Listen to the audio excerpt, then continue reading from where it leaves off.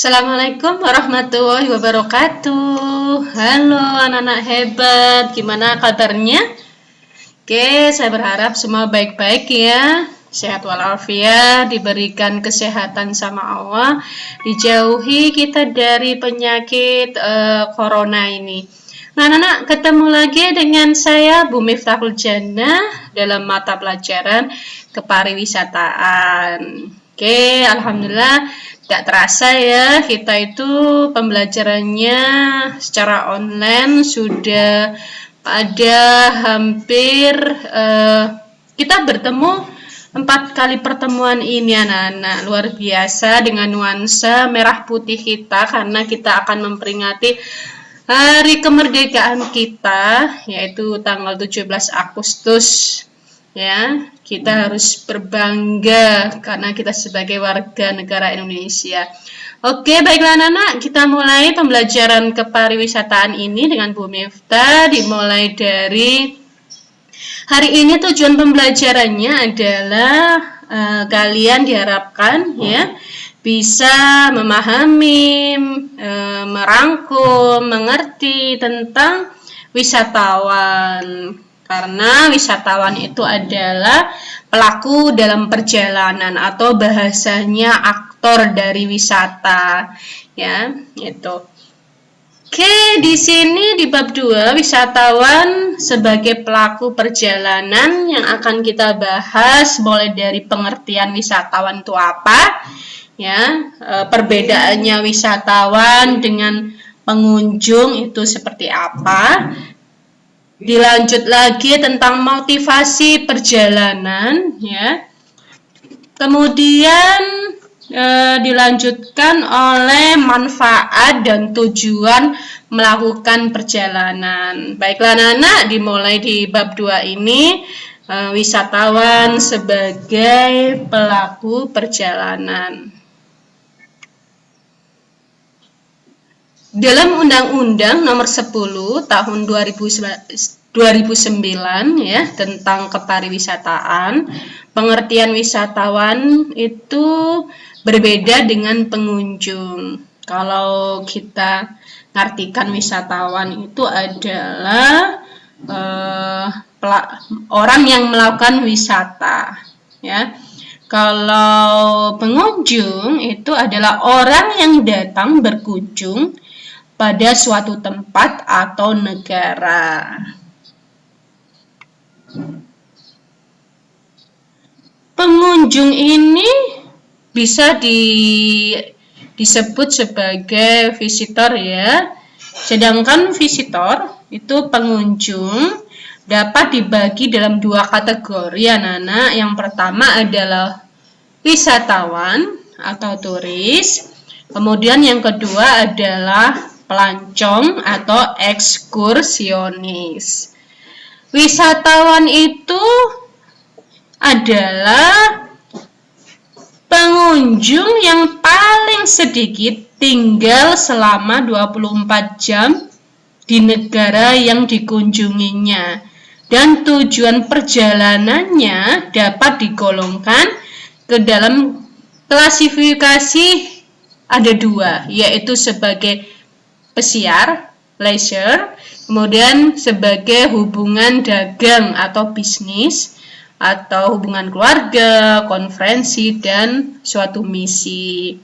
Jadi saya ulang ya, menurut Undang-Undang Nomor 10 Tahun 2009 tentang kepariwisataan ya, pengunjung atau visitor ya itu dibagi menjadi 2, wisatawan atau turis, dan yang kedua adalah pelancong ya, ekskursionis. Wisatawan itu dibagi menjadi 2 klasifikasinya, pesiar dan hubungan dagang atau bisnis atau hubungan keluarga ya, konferensi dan misi. Sedangkan pelancong ya, ekskursionis yaitu artinya pengunjung sementara ya, saya ulang, pengunjung sementara yang tinggal kurang dari 24 jam di negara yang dikunjungi ya, atau termasuk pengunjung dengan kapal pesiar. Jadi pelancong ini tidak sampai 24 jam anak-anak berada di negara yang dikunjunginya. Oke, itu pengertian dari wisatawan ya dan pelancong menurut Undang-Undang Nomor 10 Tahun 2009 tentang kepariwisataan. Saya lanjutkan kembali anak-anak. Oke, motivasi perjalanan ya dibagi 4 bagian.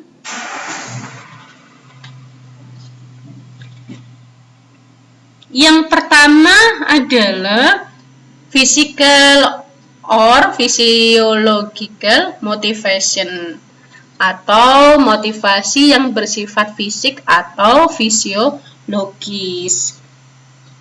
Antara lain untuk relaksasi, ya, kesehatan, kenyamanan, berpartisipasi dalam kegiatan olahraga, bersantai, seperti itu. Yang pertama ini pengelompokannya ya.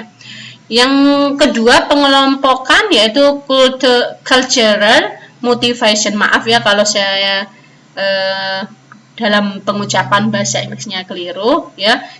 Cultural motivation, saya ngikuti tulisan aja ya. Motivasi budaya. Motivasi budaya ini anak-anak yaitu keinginan untuk mengetahui budaya, adat, ya, tradisi, ya, misalnya kesenian daerah lain, negara lain, itu masuk kelompok di nomor 2 ini, motivasi budaya. Yang ketiga adalah motivasi berdasarkan kelompok social motivation atau interpersonal motivation, yaitu motivasi yang bersifat sosial. Seperti contohnya yaitu misalnya mengunjungi teman atau keluarga ya. Kemudian contohnya menemui mitra kerja, melakukan hal yang dianggap mendatangkan gengsi atau nilai prestise ya, melakukan ziarah mungkin ya, seperti itu. Jadi atau bisa melakukan yang bersifat membosankan, pelarian dari situasi-situasi yang membosankan. Yang keempat di pengelompokan keempat yaitu fantasi motivation. Motivasi ini karena adanya fantasi, yaitu adanya fantasi bahwa di daerah lain seseorang akan dapat lepas dari rutinitas keseharian, ya, rutinitas keseharian yang menjemukan, ya, seperti itu. Jadi memberikan kepuasan secara psikologisnya. Itu pengelompokan motivasi perjalanan anak-anak, ya. Saya lanjutkan kembali ke manfaatnya, manfaat berwisata. Ya, apa sih manfaat berwisata? Ya. Yang pertama, ya, dengan berwisata ya merupakan wahana penyegaran dan regenerasi fisik dan mental ya. Kita bisa refresh ya, kita bisa segar kembali gara-gara kita melakukan berwisata. Kemudian berikutnya ya, dengan melakukan perjalanan berwisata ini merupakan kompensasi terhadap berbagai hal yang melelahkan ya, sekaligus sebagai wahana integritas sosial. Yang berikutnya, yang ketiga, perjalanan wisata merupakan pelarian ya dari situasi keseharian yang penuh ketegangan, misalkan rutinitas yang menjemukan ya, atau kejenuhan karena beban kerja. Mungkin kita sudah jenuh ya karena kita aktivitas setiap hari bersekolah, mengerjakan tugas numpuk ya, kita butuh melakukan wisata. Itu penting sekali anak-anak. Berwisata tidak harus yang mahal ya, bisa yang ringan. Yang penting kita bisa refresh ya, bisa segar kembali fisik dan mental kita. Itu manfaat yang pertama tadi. Yang ketiga ini hampir kita bisa melakukan pelarian ya dari situasi yang tegang, rutinitas yang menjemukan seperti itu.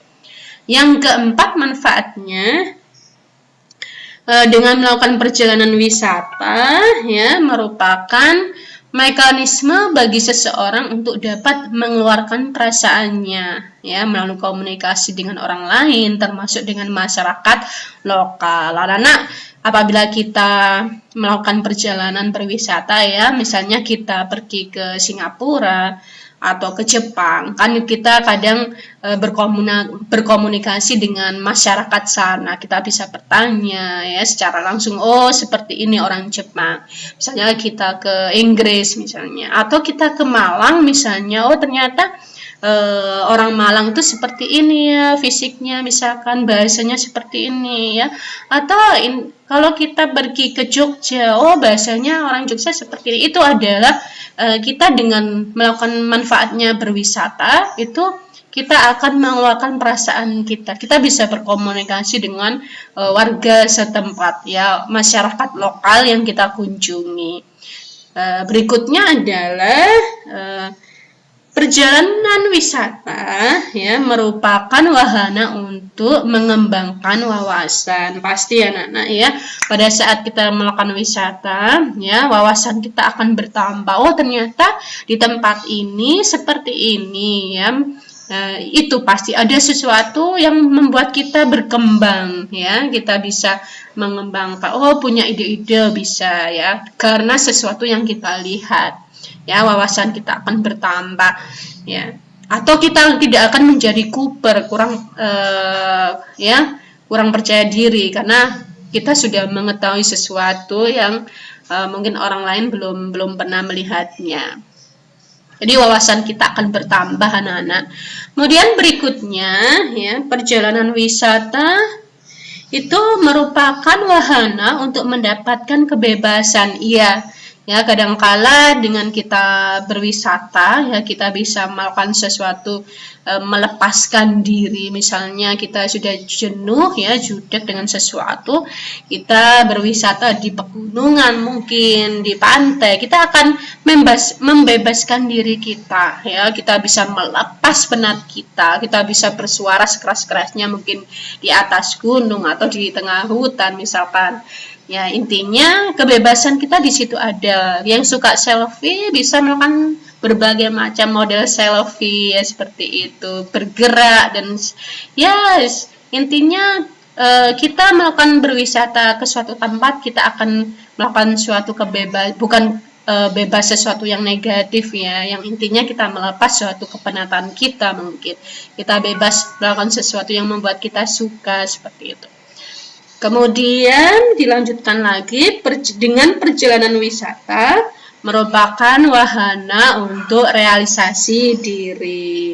Ya, seperti tadi realisasi diri. Oh, saya suka selfie. Saya akan merealisasikan, saya akan berpose di tempat tersebut ya. Saya seperti ini. Saya akan tertawa terbahak-bahak di tempat tersebut misalnya. Intinya banyak manfaatnya ya pada saat kita berwisata. Kemudian yang terakhir adalah perjalanan wisata ini memang merupakan membuat hidup kita lebih bahagia. Berarti kalau kita bisa hidup bahagia, berarti bisa menyenangkan hati kita ya anak-anak ya. Nggak mungkin kita ke suatu tempat wisata hati kita akan bersedih dengan sesuatu, tapi pasti pikiran kita akan teralihkan dengan objek wisata yang indah di tempat tersebut. Itu manfaatnya anak-anak karena kita melakukan perjalanan wisata. Saya lanjut kembali. Oke, tujuan berwisata ya dibagi 7. Yang pertama pasti tujuannya untuk bersenang-senang atau refreshing. Yang berikutnya yang kedua ya, tujuan berwisata ya, wisata yang mempunyai tujuan dalam keagamaan, wisata religi, menambah kita semakin kita dekat dengan Sang Pencipta ya, seperti itu. Kemudian yang ketiga, wisata yang bertujuan untuk penelitian dan ilmu pengetahuan ya. Misalnya kita pergi 1 bulan, misalnya melakukan perjalanan ke Jepang gara-gara untuk pelatihan atau diklat, itu berarti tujuan perwisatanya ya mengunjungi Jepang tersebut sekaligus sebagai mencari ilmu pengetahuan. Kemudian berwisata yang bertujuan untuk olahraga ya, seperti kita mungkin berkuda ya, balapan ya, misalnya mancing ya, kita mancing ke negara lain misalnya, atau mancing ke daerah lain ya, itu tujuan perwisatanya untuk olahraga. Kemudian dilanjutkan lagi berwisata dengan tujuan kesehatan dan pengobatan ya. Kemudian dilanjut dengan tujuan berwisatanya untuk bisnis atau pengembangan usaha. Misalkan ada meeting seperti itu, para pengusaha berkumpul di negara lain misalnya, atau pengusaha pariwisata berkumpul di daerah mana, itu adalah tujuannya untuk bisnis atau pengembangan usahanya. Yang terakhir adalah tujuan berwisatanya, yaitu untuk tujuan minat khusus seperti menyelam ya. Ada orang yang suka arung jeram ya, mereka pergi ke misalkan ke Jember untuk arung jeram ya, misalnya untuk ski sky, misalnya ke Batu ya, misalnya ke Bali hanya untuk menyelam seperti itu. Berarti tujuannya hanya untuk minat khususnya. Ya itu adalah kita membahas wisatawan sebagai pelaku wisata ya. Membahas tentang pengertiannya, wisata itu apa ya. Kemudian manfaatnya apa ya, motivasinya apa, tujuannya apa. Jadi untuk pertemuan hari ini memang 4 item itu yang akan dibahas Bu Miftah. Untuk pertemuan berikutnya kita akan membahas karakteristik orangnya, kita akan membahas orangnya, kita akan membahas karakter negaranya, bagaimana wisatawan yang dari daerah negara Belanda ya, Inggris, itu akan berbeda-beda karakternya. Oke anak-anak, untuk pertemuan hari ini ya, kalian diharapkan bisa memahami ya, mengerti, bisa merangkum tentang pengertian wisatawan ya, pengertian wisatawan, pengunjung. Kemudian kalian diharapkan bisa mengerti, memahami, merangkum tentang motivasi wisatawan, dilanjut dengan manfaat dan tujuan untuk berwisata. Kian anak, sudah berakhir ya materi saya untuk pertemuan hari ini.